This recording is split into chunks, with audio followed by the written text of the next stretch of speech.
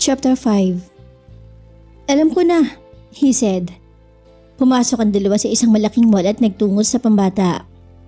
Marcel, pambata naman dito eh. Reklamo ni Isay. Bakit? Matanda ka na ba? Hindi ba bata ka pa? Nakangiting pagbibiro ni Marcel at hinawakan ng kamay niya at pumasok sa pambatang laruan. Hindi na ako bata. Tugon ni Isay na nakataas ang kilay nito. Okay lang yan. Sabi mo masasayang lugar ito kaya dito mo lang yun mahahanap, Isay. Nakangiting tugon nito. Bumili ng ticket si Marcel para sa bumper car at sa iba pang ride. Tara!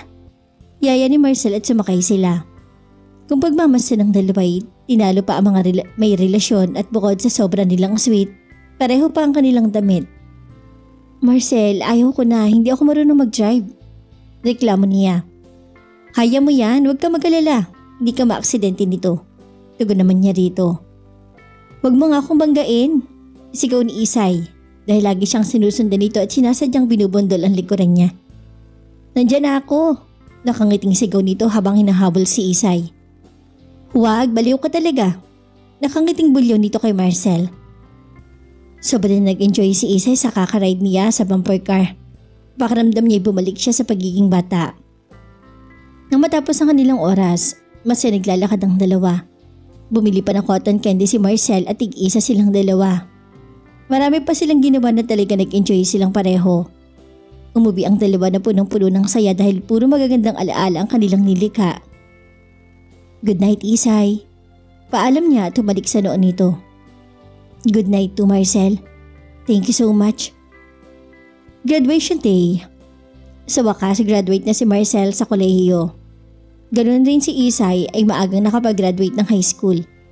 Dahil pinapa-advance siya ni Marcel ng classes at nag-aaral din to ng summer class. Doble ang kanilang celebration kasama ang mga magulang ni Marcel. Walang mapagsidla ng sobrang kaligayahan si Isay at Marcel at nagiging nanatili pa ring lihim ang tunay nilang relasyon. Tila walang plano ang lalaki na ipagtapat sa kanyang mga magulang kung ano talaga ang meron sa kanilang dalawa. Sa isang mamahaling restaurant sila nag-celebrate at banaag sa kanilang mukha ang kaligayahan na hindi mapapantayan kahit kanino man. Isay, ngayon magkokolehiyo ka na. Anong gusto mong kunin na kurso? Tanong ng ina ni Marcel. Gusto ko sanang gayahin si Marcel. Kung may pagkakataon at pag-aasa, gusto kong maging doktor na tulad rin niya. Nahihiya niyang sabihin yon dahil baka hindi siya mapagbigyan. Sapagkat malaking gastusin yon. Ngunit sinubukan pa rin niya dahil nagpakatotoo lang siya sa kanyang sagot. Ngumiti si Marcel at sabay hawak sa kanyang palad. Babe, masaya akong narinig ko yan. Huwag kang mag-alala, magiging doktor ka rin katulad ko. Well, maganda ang pinili mo, Isay. Dahil hindi mo na kailangan na bumili ng mga libro. We will support you. Nakangiting sabi ng ama ni Marcel. Yes, Isay. Your dad is right. May pagkakataon at may pag-asa ka na matupad ang iyong pangarap. Nandito kami na handang suportahan kayo. Sang-ayon ng ina ni Marcel. Walang mapagsidlan sa kaligayahan na naramdaman si Isay. Napaiyak ito sa sobrang saya. Maraming salamat po talaga, Ma. Dad, thank you so much rin sa iyo, babe. Sabay yakap niya kay Marcel. Eto pala ang regalo namin sa inyong dalawa. Inabot ng kanilang ama ang dalawang ticket na trip to Boracay. Wow! Thank you, Mom. Dad. Masayang turan ni Marcel sabay yakap sa mga magulang at ganun din ang ginawa ni Isay. Kinabukasan ni umalis ang dalawa patungong Boracay at umuwi rin ang kanilang magulang sa Cordillera. Excited ang dalawa habang nasa biyahe sila na anime totoong magnobyo. Hanggang sa nakarting sila ng Boracay at dumiretso sa hotel kung saan sila nakabook. Magkasabang dalawa sa iisang kwarto pero walang mali siya na yun sa kanilang dalawa sapagkat sanay na ito. Masaya ka ba, Isay? He asked. Oo, masayang-masaya ako, sobra. Nakangiting sagot ni Isay habang inaayos niya ang kanilang mga damit. Nang matapos iniyaya siya ni Marcel upang mamasyal sa paligid. Black swimsuit ang suot niya at tinalian ng pang-ibabaan ng kulay white na scarf. Halos buong maghapon ang dalawa sa labas. Sobra silang nag-enjoy sa kanilang ginawa. Bago sila umakyat ay kumain muna sila ng hapunan. Hanggang sa sumapit ang oras ng kanilang tulugan. At dahil isa lang ang kama nila kaya nagpasya si Marcel na sa baba siya matulog.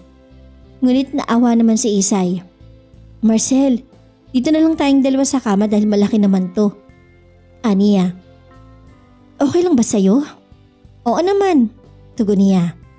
Pareho ang dalawa na hindi makatulog sapagkat ito pa ang kauna-unahang pagkakataon na magkasama ang dalawa sa isang kama. Hindi sinasadyang nagkasabay sila sa paglingon at nagtama ang kanilang mga tingin. Biglang lumakas ang tibok ng puso ni Isay. Marang iginalaw ni Marcel ang kanyang kamay at hinuwakan ng pisngi niya. Isay? Paano siyang sampit? Kinabahan naman niyang tugon. Pwede bang tatuhanin na lang natin ang ating pagpapanggap? Wika niya dito. Hindi agad nakakibo si Isay dahil nabigla siya sa sinabi ni Marcel. Seryoso ako, Isay. Mahal kita. Mahal na kita. Pagtatapat ni Marcel at kinuha niya ang kamay nito at tinapat sa kanyang puso. Pakaramdaman mo ang tibok nito. Ang bawat tibok na yun ay para sa iyo. Pahayag niya. Walang ibig si Isay at pinakinggan lang niya ang bawat sasabihin ni Marcel. At hindi niya namalay na pumatak na pala ang kanyang mga luha. Please, wag kang umiyak. Dahil nasasaktan ako sa tuwing nakikita kang may luha sa iyong mga mata. Anito? Marcel, natatakot ako na baka masasaktan na naman akong muli. Minsan ako nadapa at nagkamali. Ayoko maulit pa yun. Tugon niya na patuloy pa rin ang pag-agos ng kanyang mga luha. Pangako, hindi ka na madadapa pang muli. Dahil iingat at lagi kitang hahawakan. Sasamahan kita at laging kagabayan para hindi ka na muling magkamali. Isay, haharap tayo sa iyong pamilya na kaya ka na nilang ipagmalaki. Mahabang litanya nito. Kilala na niya si Marcel na talagang pinanindigan ng bawat binibitawang mga salita at ramdam rin niya na mahal na niya to. Pero pilit lang niyang pinipigilin ng sarili dahil ayaw na niya muling magkamali at masaktan. Isay, mahal mo rin ba ako? Seryosong tanong ni Marcel sabay hawak niya sa baba nito. Napatitig ng husto si Isay sa kanya at sabay alala niya sa lahat ng ginawang kabutihan ni Marcel at wala siyang nakitang mali. Lahat niyang naalala ay ang bawat masasayang araw nila. Isay, pukaw ni Marcel sa kanya. Kinuha ni Isay ang kamay niya at ito naman ang tinapat niya sa kanyang puso. Anong napapansin mo, Marcel? She asked. Napansin niyang mabilis ang tibok nito. Anong ibig sabihin niyan, Isay? Tugon niya. Mahal rin kita. Pero natatakot ako na baka bigla ka magbago at mawala sa akin. Wika nito. Kumiti si Marcel sa sobrang saya sapagkat narinig niya ang sagot nito. Patutunayan ko sa iyo, Isay, na kahit kailan hindi ako magbabago sa iyo. Mamahalin kita habang buhay. Ikaw lang ang gusto kong makasama sa ating pagtanda. Pahayag niya at agad itong niyakap. Salamat, Marcel. Lagi ko yung tatandaan. Sabi niya tumugon rin sa pagyakap nito. Mahal na mahal kita, Isay. Tura niya at hinuwakan na magkabilang pisngi nito at tinitigan ng mga mata. Mahal din kita, Marcel. Tugon niya. Dahan-dahang inangkin ni Marcel ang labi ni Isay at napapikit naman ang dalikita. Sa simula ay hindi siya tumugon, ngunit kalaunan ay gumanti na rin ito. Nagpalit-palitan sila ng mga halik at ang bawat kilos si Marcel ay puno ng pag-iingat. Hanggang sa kapwa na silang walang mga damit. Nakaramdam naman ng konting pagkahiya si Isay nang titigan nito ang kanyang katawan. Ramdam niya na medyo nahihiya si Isay kaya agad niyang hinila ang kumot sabay takip nito sa kanilang katawan. Muling humalik si Marcel sa kanyang labi hanggang sa naglakbay na to. Mahinang naungol si Isay. Na magsimulang angkinin ni Marcel ang kanyang maliit na dibdib, napakapit naman si Isay sa bisig niya. Alam niya na wala pang sapat na karanasan si Isay kaya hindi niya pinatagal ang pagromansa dito. Maingit niya binuka ang mga hita niya. Sabay tingin sa mukha nito at napansin niya na kinakabahan to. Kung hindi ka pa handa, Isay, sabihin mo lang at hindi kita pipilitin. Kalmado niyang sabi. Handa na ako, babe. Ngumiti siya ng marahan at bumalik sa labing nito. Mag-ingat ako, he said. Dahan-dahan niyang inangkin si Isay. At dahil naramdaman niya ang konting kirot sapagkat medyo may kahabaan pala, ang akala ni Isay ay kasing laki lang to sa unang nang angkin sa kanya. Nagpatuloy ang dalawa at sumabay na rin si Isay sa mga intayag ng katawan ni Marcel. Nasiyan siya dahil ramdam niya na hindi lang napipilitan si Isay. I love you. Sabi niya habang hinihingal. I love you too, Marcel. Tugon niya habang nakayakap ito. Kahit tapos na si Marcel, nanatili pa rin sa ibabaw ni Isay. Hindi dahil gusto pa niya, kundi para sanayin si Isay na hindi mahihiya sa kanya. I love you, babe. Nakangiting sabi ni Marcel sabay halik niya sa ilong nito. I love you too, babe. Seryosong sagot naman niya. Bakit para ka napipilan? Tanong ni Marcel. Hindi naman. Kung hindi, ulitin mo yung nakasmile ka. Utos ni Marcel na may paglalambing sa boses. I love you too, babe. Pag-ulit naman ito na may kasamang simpleng ngiti. Salamat. Tula ni Marcel at pinuno ng halik ang kanyang ilong. Salamat din, Marcel. Tugon niya sabay yakap dito. Hanggang panahon na silang nakatulog at kinabukasan inagising si Marcel at napangiti siyang pinagmasdan ng katabi na sobrang himbing ang tulog. Hindi niya to ginising. Iniyaan niyang makapagpahinga to dahil alam niyang napagod to kagabi. Nag-order ng breakfast si Marcel at pinasamahan niya ng 1 dosenang color white na rosas. Offering as a symbol of love and purity niya kay Isay. Nang maihatid ang kanyang order ay dali-dali niyang kinuha ang isang white gold na singsing. Matagal na niya itong pinili pero tinago lang niya at ang pangako sa sarili. Ibibigay niya yun sa babaeng kanyang pakakasalan. Pinatong niya sa kanin ni Isay ang singsing at muling tinakpan. Isang halik sa labi ang pumukaw kay Isay. Good morning, babe. Bati ni Marcel. Good morning to babe. Anya sa mahinang boses. Breakfast time. Bumangon si Isay na tanging kumot lang ang nakatakip sa kanyang katawan. Maligo muna ako, babe. Wika niya. Okay. Pumasok siya sa banyo at si Marcel naman na naganda sa kanyang damit. Sobrang saya niya dahil ngayon ay ganap ng magkarelasyon ng dalawa.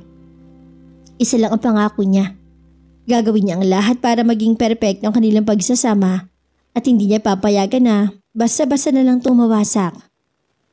Nang matapos si Isay ay dali-daling inabot nito ang kanyang damit. Salamat po, nakangiting sabi niya. Umupo si Isay sa lamesa at magkaharap ang dalawa. Bawat mukha nila ay banaag ang saya. Binuksan ni Isay ang kanyang kanin. Wow! Gulat niyang reaksyon at sabay tingin sa kaharap. Ano to, babe? Tanong niya dito. Engagement ring. Babe, will you marry me after 3 years? Masuyong tanong ni Marcel sabay suot niya sa white gold ring. Gusto na namang pumatak ang mga luha ni Isay sa sobrang saya. Pero pilit niyang pinigilan dahil ayaw ni Marcel na nakikita siyang umiiyak. Opo, matipid yan tugon. Pagkatapos maisuot ni Marcel ang singsing agad siyang niyakap ni Isay. Maraming salamat, babe. Sabi niya. Salamat din, Isay, dahil kinumpleto mo ang buhay ko. Nang matapos na silang kumain ay muling namasyalang dalawa. Pakaramdam nila'y nasa paraiso sila dahil walang problemang naramdaman. Hindi magulo ang kanilang buhay at puro masaya ang kanilang nalikha sa bawat oras at araw. Nag-enjoy ka ba? Masayang tanong ni Marcel. Oo, sobra ako nag-enjoy, babe. Ikaw ba? Balik tanong niya dito. Siyempre dahil totoo ng relasyon natin. Turan niya. Hanggang sa makabalik ang dalawa sa Maynila at gabi na silang dumating sa kondo. Agad sinabi ni Marcel na magsasama na sila sa iisang kwarto. Hindi naman umayaw si Isay. Alam mo, babe, ang saya-saya ko ngayon. Seryosong sabi ni Marcel habang yakap niya to. Ako rin, babe. Sana hanggang sa pagtanda natin ganito pa rin tayo. Mangyayari yan, babe, kapag pareho tayong tapat sa isa't isa. Pangako, babe, magiging tapat ako sa'yo. Ikaw ang huling lalaki na aking mamahalin at paglilingkuran. Madamdaming pahayag ni Isay. Sumapit ang pasukan ni Isay sa unang taon ng kolehiyo. Excited siya habang hinahatid ni Marcel sa University of the Philippines, Diliman. Pagbutihin mo ang pag-aaral mo, ha? Bili ni Marcel at bagyang hinaplos ang kanyang pisngi. Oo, babe, para sa iyo at sa aking mga magulang, kakayanin ko ang lahat. Nakangiti niyang tugon. Yan ang tama, babe. Lahat ng mga bagay na gusto natin ay inaabot natin kapag may mga taong nagpapalakas sa atin. Pahayag ni Marcel sabay halik sa kamay nito. Opo, At sigurado ako maabot ko to dahil nandito ka sa tabi ko na laging nagpapalakas sa akin. Pagsikapan kong makapagtapos ng maaga upang hindi masayang ang suporta mo sa akin. Thank you so much. Pahayag niya. Sinamahan siya ni Marcel sa loob ng universidad at tinulungan sa paghahanap ng kanyang mga schedule. Nang matapos ay iniwan na niya to dahil may mga asikasuhin pa siya para sa pag-take niya ng licensure examinations. Kinahaponan ay sinundo niya si Isay sa universidad at sa labas siya naghintay. Sa may di kalayon ay natanong ni Isay ang kotse na nakaparada at agad tong napangiti. Halos takbuhin na niya ang kinaroroon din ng sasakyan. Hi babe! Masayang bati ni Isay nang makapasok na siya sa loob. I miss you babe. Wika ni Marcel. I miss you too. Tugon niya at yumakap. How was your first day? Medyo bitin babe. Nakangiting pagyayabang ni Isay. Wow ha, bakit naman? Nag-enjoy kasi ako. Ito ganito.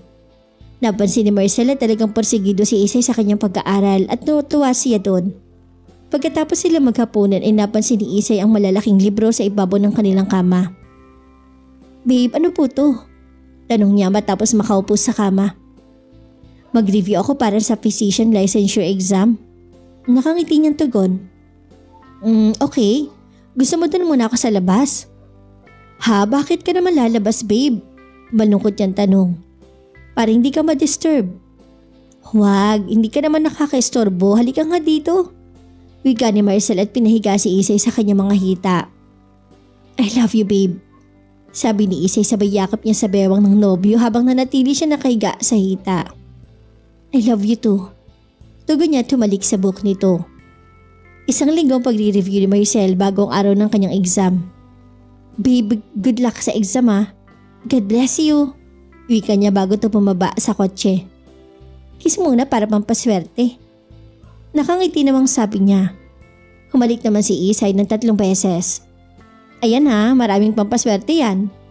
Nakangiti niyang pahayag nito at nang punuin niya ng halik ang mukha nito. Thank you. Anang nobyo at bumaba na si Isay. Sa loob ng classroom walang tigil na nagdarasal si Isay para sa exam ng kanyang nobyo. Pinapanalangin itong papasasana to. Please Lord, guide him. Basbasan mo po ang kanyang memorya para masagot niya ang lahat.